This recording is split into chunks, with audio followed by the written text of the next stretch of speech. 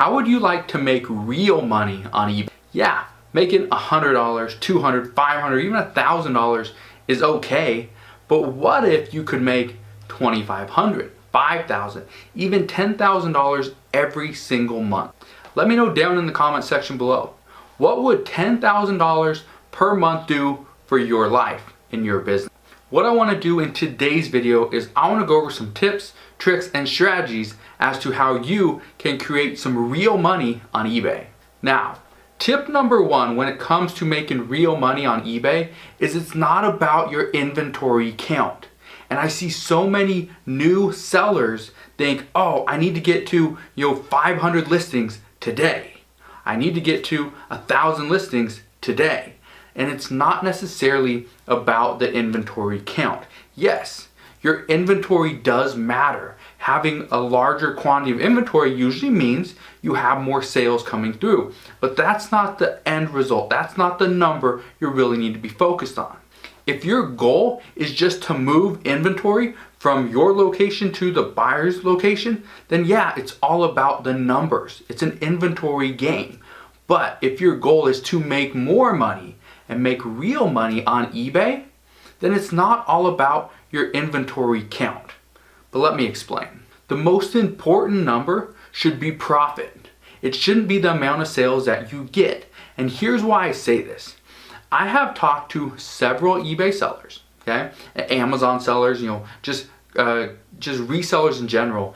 And one of the things that everyone says is, I wish I made more per product.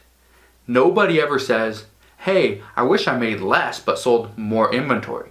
Nobody says that, and the reason why nobody says that is because selling more inventory means more work. But if you make more profit per item, that means it's less work. So here's what you need.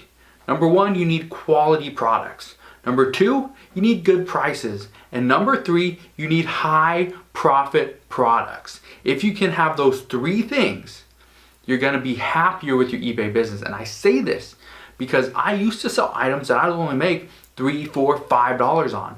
But now that I have learned the right way to do it, now I'm making hundreds of dollars on certain little items just because it's the right thing to buy. And I don't spend a lot of money. I spend $5, $10, $15 on an item, and I can turn around and sell it for $50, $80, $100 or more just because I know what to buy. But on top of that, I know how much work those littler items take. For example, selling a shirt for $15 when you bought it for $5, there's not much profit in there. And there's a lot of work required in taking pictures of a shirt, doing measurements, listing it, and even storing that item. So because of that, those are not items that I usually sell myself. I like to stick my items in the $30, $35, $40 price range or higher because I know I'll be able to make more profit off every single sale. The next thing you need to do is consistently list high profit products. And if you can do this, okay, you will have a successful eBay business. It could take some time, but you will be happier with this choice as opposed to selling those low profit items and having a lot of work on your hands. Now, here's a question that I get all the time. Is it better to list, let's say, 50 items on Saturday and Sunday? Or would it be better to list 5 items a day, 7 days a week? If you could list 50 items over the course of a weekend, okay, 25 a day, is it better to list those 50 items, or is it better to list maybe 35 per week, but space it out every single day you list 5 items? In my opinion, based on what I've actually done myself, is you need to be consistently listing items every single day. Yes, selling and listing 50 items on a weekend can work for your schedule. However, is it the best thing for eBay?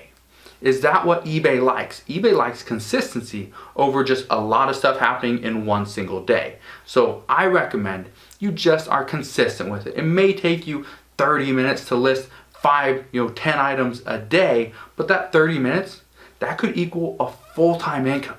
And so that's what I'm telling you. If you want to make real money on eBay, you need to be consistent with your listings. Not only are you being consistent with your listings and you're creating more inventory for yourself and your store, one of the other things is some items take longer than others to sell.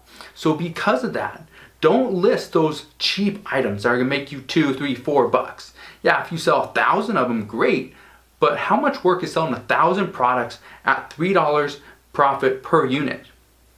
It's a lot of work for a very little reward. So what I recommend you do is consistently list those high profit products, because sometimes they're gonna sit for a couple weeks, maybe a month or so, but that's fine, because yeah, I spent $10 on that item, but once it sells, I'm gonna make $85 profit. So with that said, you don't have to worry about waiting a month.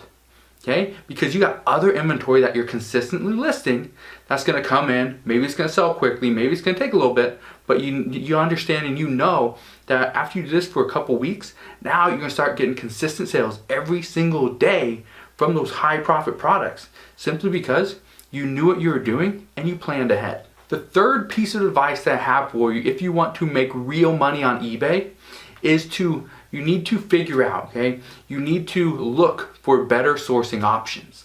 And here's what I mean. A lot of people will go to Walmart, Target, Goodwill, and they'll try to find some really good products that they can resell. And that's great. But what I recommend you do is go and find better locations. Go and find a better Walmart. Go and find, maybe you skip Walmart and Target and you go directly to Marshall's, Home Goods, TJ Maxx, Ross, because their prices are lower. So you can usually make a little bit more money. Or maybe you don't even go to any of those stores and you go to a place like Burlington, okay? An outlet store, maybe a Nike outlet store, maybe a discount store, Five Below, something like that, okay? I'm not saying you have to, I'm just saying look for better options. And there's only one way to tell if it's a better option, is you have to test every single location. So if you keep going to the same Walmart and you're just tired of that store because it has the same stuff, same prices, they're gonna sell, but you're never making any more money. You still have to go buy those items and they're only getting this much every single time. What I recommend you do is go and see, hey, does Target have a better price for that particular item? Maybe there's a Fred Meyer, a Myers, or there's a whatever store. Okay, it doesn't matter. Okay, a QFC or QVC, whatever it is, whatever that grocery store is. Maybe you go there and you find that, okay, this is a great item. I can sell it and I can make some great money. Do it. But the problem that most people face is they go to the same store every single time and there's nothing different. Don't do that. Okay, one thing I like to do to find high profit products is I like to go to thrift stores. I don't go to Goodwill every single time because I know Goodwill, you usually pay a little bit more. But when you go to maybe a Salvation Army, you go to something that supports like veterans or elderly people, you go to a retirement home that has a thrift shop in the actual location, that's pretty good. Because these are items that people are selling. A lot of them are consignment, but these are items people are selling that are there, that they're trying to just make some money to pay for their housing or pay for food or whatever they need. Okay, so it's a great option. Don't just go to Goodwill. Don't just go to Savers or Value Village or Salvation Army. Okay, any thrift store, any secondhand store, any consignment store will work. But again, you have to test every single location. And one tip that I have for you guys, if it's a locally owned store, try to talk to the owner or a manager to see, hey, I come in here all the time. You got great stuff. This is kind of what I do. Would you consider giving me a discount, every once in a while when I come in, if I buy over X amount of stuff? And a lot of times they say yes, as long as you talk to the right person. So again, if it's a local store, consider negotiating. Talk to them and see, because that's what they're doing. They're trying to move inventory. And maybe they don't want to sell on eBay or Amazon or Poshmark or anywhere like that, and that's fine. Some people don't. They just want their brick and mortar location. That's it. That's perfectly fine. But for you, consider branching out to other locations, because if you're selling on eBay, then all that matters is you get more inventory to sell on eBay. Doesn't matter where you get it. Doesn't matter if the prices are a little bit higher, a little bit lower. You just want something that's more profitable. Better products, more profitable, okay? That's how you become a better eBay seller and how you make more money. Now again, if you're struggling to find inventory, you don't know what to buy because you don't know what sells, you don't know good brands, you don't know great products, what I recommend is you go and check out my course. It's called Thrift Store Profits. I'll put a link down in the description box below so you can go and check it out. The cool thing about buying from thrift stores is that you pay less. You get to have that inventory for a lower buy cost. So with a lower buy cost usually comes higher profit. So that's one of the things I really like about thrift stores. The only bad thing is thrift stores are a lot of times hit and miss if you don't know what you're looking for. So again, that's one of the reasons why I created this course called Thrift Store Profits. It's because I show you over 67 profitable products you can go to a thrift store right now, buy, and sell on eBay. So if you guys have any questions on how to make real money on eBay, let me know. You can always ask your questions down in the comment section below. If you enjoyed today's video and you learned something, make sure you smash that thumbs up button. Like always, subscribe if you haven't done so already, and I'll see you guys on the next one.